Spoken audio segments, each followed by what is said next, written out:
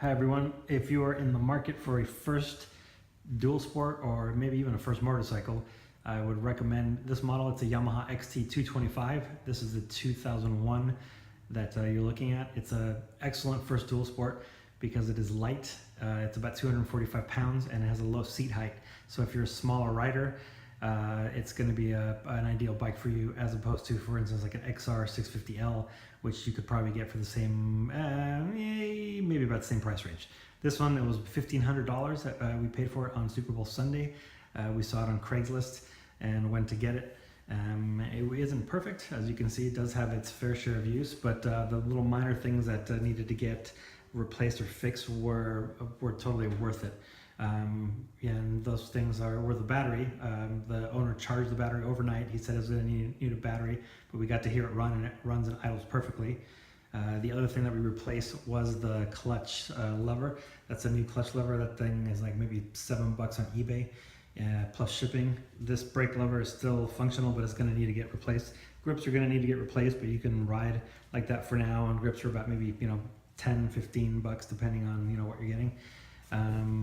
This bike does have a rear drum brake, which isn't necessarily the best for stopping, especially super quickly, but it's been doing the job.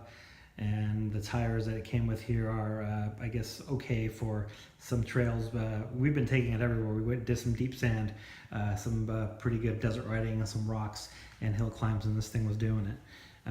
I would say if you are looking for something like this, for at least for a dual sport, get something used. You're not going to feel so bad when you drop it. You're definitely going to drop it because that's just part of riding the dirt. Make sure you have all your safety gear, you're properly protected so you don't hurt yourself. But sometimes when you drop it, as a result, this little thing, for instance, this weekend, my friend took a little spill and that thing came off, but that's not a big deal. That's maybe like again, another $6-10, max on eBay. And yeah, I mean, if you're going to look at a used bike, just inspect, make sure the tags, for instance, right now the license plate's covered up, but make sure that it's currently registered, that is in the registration is a clean registration. By that I mean it's not salvaged, and that it's in the owner's name, that the person who's selling it to you is the name that's on the title, or at the very least is related to them.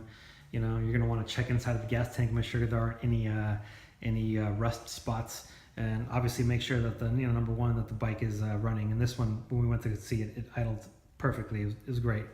And make sure that the odometer is actually doing its job, that is counting down. This one has 4,700 miles.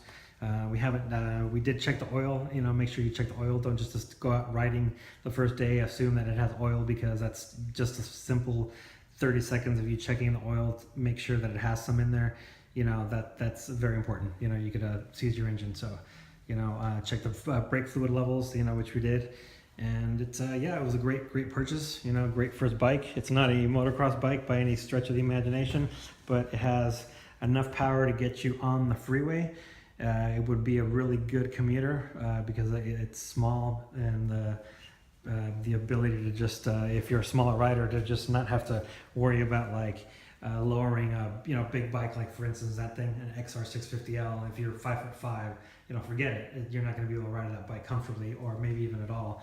That bike is definitely for somebody that's like 5'10". I would even say 6 feet tall.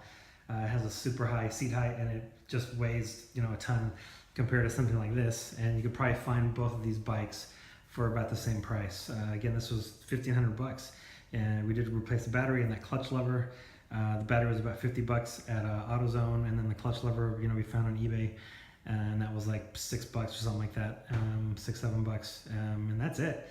I mean, it's great, $1,500 and a couple of extra expenses here and there, and you have yourself a great first dual sport, a bike to get you on the trails. We are going to replace these tires pretty soon because they're not the best dirt tires. We're going to get something a little more dirt aggressive, like this thing, like the Kenda Parker.